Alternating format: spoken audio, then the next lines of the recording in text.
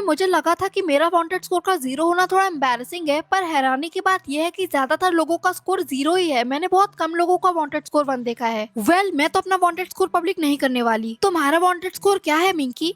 1। तो फिर तुम इसे प्राइवेट क्यों रखना चाहती हो? तुम्हारा वांटेड स्कोर का 1 होने में भी कोई शर्म की बात नहीं है। अब अगर तुम्हारा स्कोर होता 3 तो वो थोड़ा बुरा होता, और अगर मेरा वांटेड स्कोर 4 या 5 होता तो वो कुछ ऐसा होता। हे, तुम्हें हमारे साथ चलना होगा। नहीं, मुझे छोड़ दो।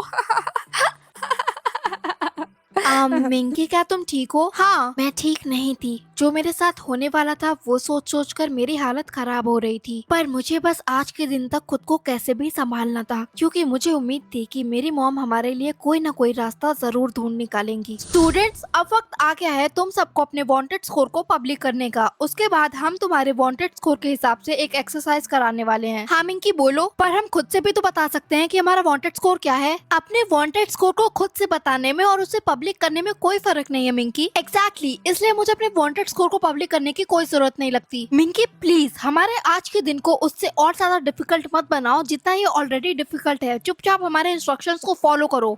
अब क्या है मिंकी, क्या मैं वॉशरूम जा सकती हूँ? ठीक है, पर जब तुम वापस आओ तो अपना एटीट्यूड वहीं छोड़ कर आना प्लीज।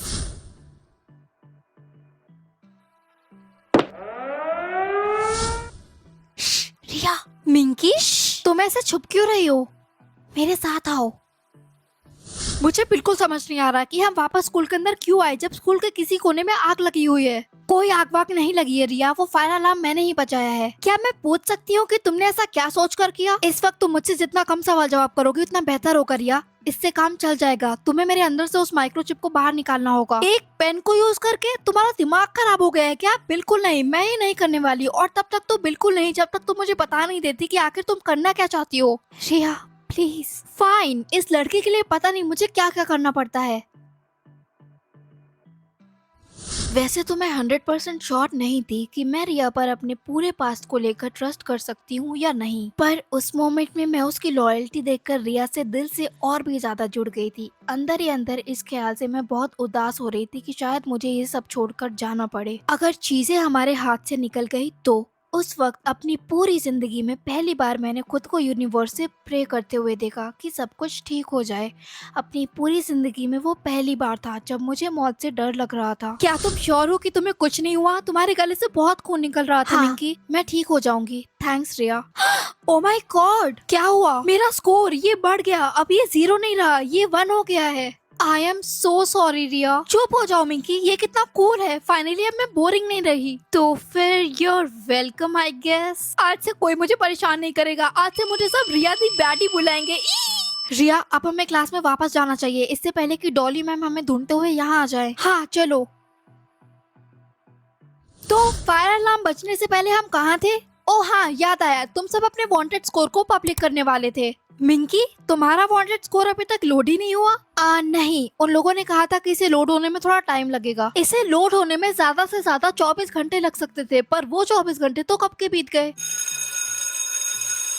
खैर कोई बात नहीं, हम कल तक का वेट और करके देखते हैं, शायद उससे पहले तुम्हारा स्कोर लोड हो जाए। मॉम, आज स्कूल में टीचर्स ने हम सबके वांटेड स्कोर को पब्लिक करवाया था। क्या सच में? तो क्या तुमने? हाँ, पर उससे पहले मैंने बाथरूम में जाके रिया के हाथों अपने माइक्रोचिप को बाहर निकलवा दिया था। ये तुमने क्या किया मिंकी? इट्स ओके मॉम, जैसा आप सोच रही हैं वैसा कुछ भी नहीं है। मैंने रिया को कुछ भी नहीं बताया। ओह माय गॉश, ठीक है, पर रिया पर कड़ी नजर रखना। कभी कभी हमारे फ्रेंड्स ही होते हैं जो हमारी पीठ में खंजर भोंक कर चले जाते हैं। अब चलो, मुझे वो माइक्रोचिप दो। मुझे देखना पड़ेगा कि मैं उसे रीप्रोग्राम कर सकती हूँ या नहीं। जल्दी करो मिंकी, तुम्हें इतना टाइम क्यों लग रहा है? मुझे वो माइक्रोचिप दो। मैंने उसे यहीं तो रखा था। तुम्हारा मतलब क्या है कि तुमने वो चिप यहीं रखी थी? तुमने उसे कहाँ? अपनी पॉकेट में। मुझे नहीं पता वो चिप कहाँ है मिंकी। जरूर वो कहीं गिर गई होगी। गिर गई होगी? कहाँ गिर गई होगी? मुझे नहीं पता, शायद स्कूल में ही कहीं। मिंकी, अगर वो चिप किसी के हाथ लग गई तो वो उस चिप से आसानी से तुम्हें ट्रैक कर सकते हैं, और जैसे ही वो तुम्हें ट्रैक कर लेंगे वो तुम्हें तुरंत अपने साथ लेकर चले जाएंगे। क्या तुम चाहती हो कि तुम्हारे साथ ऐसा हो? मैं कल जल्दी स्कूल जाकर उसे ढूंढ लूंगी। तुम्हारे लिए वही बेहतर होगा, और सिर्फ तुम्हारे लिए ही नहीं, हम सब के लिए। और मैंने ठीक वही किया। जैसे ही सुबह हुई मैं स्कूल पहुंच गई और हर जगह उस चिप को ढूंढने लगी, पर मुझे वो चिप कहीं नहीं मिली। मिंकी, क्या तुम ठीक हो? नहीं, मैंने अपनी चिप कहीं खो दी। खो दी? पर कहाँ? मुझे क्या पता, पर अगर वो चिप किसी और के हाथ लग गई तो मैं। एक्सक्यूज मी, क्या तुम ही मिंकी मंचूरियन हो? हाँ, तो क्या ये माइक्रोचिप तुम्हारी है? नहीं नहीं, मेरी माइक्रोचिप तो ठीक यहाँ पर मेरे नेक के अंदर सेफली सिक्योर्ड है। क्या सच में? पर मुझे तो ऐसा नहीं लगता, क्योंकि इस चिप पर जो आईडी नंबर है वो तुम्हारी ही है। तुम्हें हमारे साथ चलना होगा, क्योंकि तुम्हारा वांटेड स्कोर 3 से ज्यादा है। तुम हमारी सोसाइटी के लिए खतरनाक हो। रुक जाओ, वो कोई खतरनाक नहीं है। रिया, मेरे पेरेंट्स को कॉल करो अभी।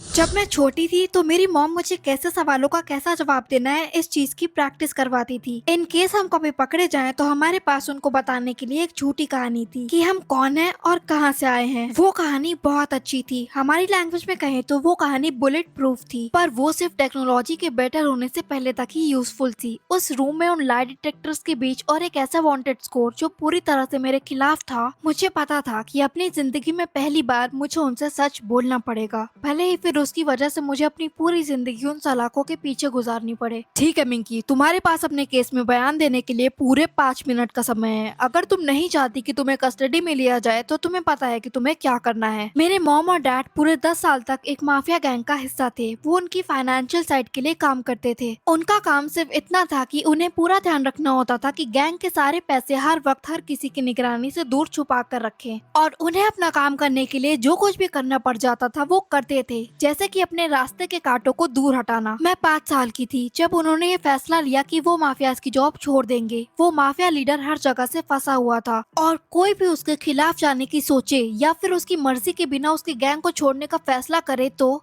मेरे पेरेंट्स को इस तरीका का